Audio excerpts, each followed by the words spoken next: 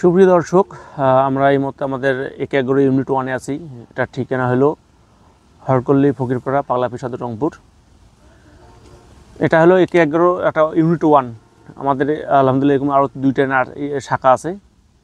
তো এই শাখায় সুপ্রিয় দর্শক আপনারা জানেন হয়তো, আপনাদের অবগতির জন্য জানাচ্ছি আমি যে শাখা আমাদের প্রায় 10-12 লাখ চারার মতো ক্যাপাসিটি।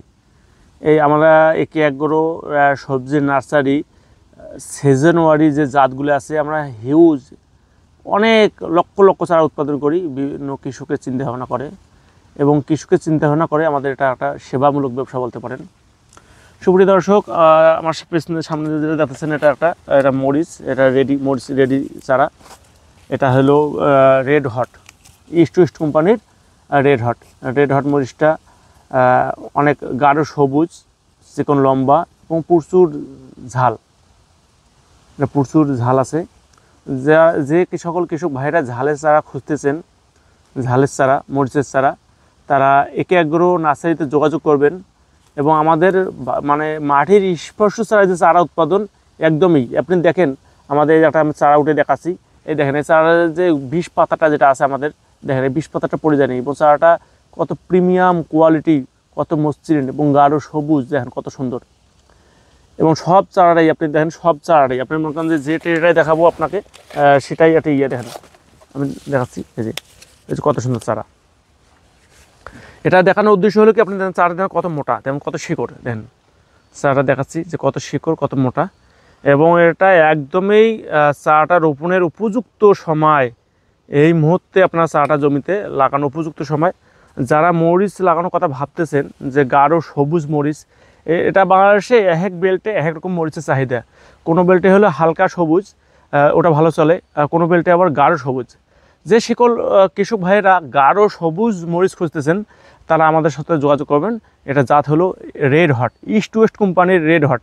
আর ইস্ট ওয়েস্ট ইন্টারন্যাশনাল কোম্পানি, এই কোম্পানি কোনো দিনও কোনো কৃষকের সাথে প্রতারণা করে না, এবং খুব ভালো কোম্পানি। আর আমরা একে এগারো যে কোম্পানির ভালো প্রোডাক্টগুলো আছে, এগুলো নিয়ে আমরা সবসময় কাজ করার চেষ্টা করি, এবং কৃষকের লাভের কথা চিন্তা ভাবনা করেই আমাদের এই জাতগুলো আমরা সিলেকশন করে মাঠ পর্যায়ে আমরা ডেলিভারি দিচ্ছি চারাগুলো। তার আগে আমরা এটা ফলন বা এটা রোগবালাই কেমন, এটা আগে জানতেছি, জানা পরে যে দেওয়া যাবে কিনা সেইভাবে দিচ্ছি। এক কথা হলো কি, শুধু চারাই ভালো হলে হবে না, কৃষকটাকেও ভালো হতে হবে।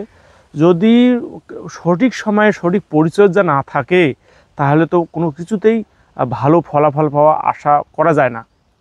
তা যে মরিচের যেমন পাতা কোঁকড়া রোগটা, এটা কৃষকের কারণে আসে। কৃষকরা অনেক সময় অনেক কৃষক নতুন হট করে যে জাস্ট আমি জানার জন্য এটা বলতেছি, যে যখন পোকা ধরে বা রোগ ধরে তখনই তার ট্রিটমেন্ট করে। এটা পূর্ব প্রস্তুতি থেকে যদি ট্রিটমেন্ট নেওয়া হয় তাহলে কোনো দিনও এই সমস্যাটা আসবে না।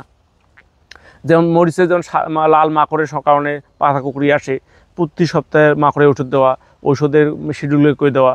আমাদের পেজ এবং আইডিতে একে এগারো ইউটিউব চ্যানেলে আমাদের এগুলো নিয়ে অনেকগুলো আলোচনা করা আছে, এবং স্ক্রিনে যে নাম্বার দেওয়া আছে, যে সকল কৃষক ভাইরা মরিচ লাগাইছেন আমাদের কাছ থেকে চারা নিলে যদি শুধু পরামর্শ দেব তা না, আপনারা যেখান থেকে চারা নেন না কেন, আমরা চারা নিয়ে আমাদের সাথে ওই নাম্বারে যোগাযোগ করুন পরামর্শের জন্য। ইনশাল্লাহ আমরা চেষ্টা করব আপনাদের পরামর্শটা দেওয়ার জন্য। তা আপনারা যারা মরিচ লাগানোর কথা ভাবতেছেন তারা আমাদের কাছে পর্যাপ্ত পরিমাণ মরিচের চারা রেডি আছে। আমরা বাসযোগে সারা বাংলাদেশ চারা ডেলিভারি দিয়ে থাকি।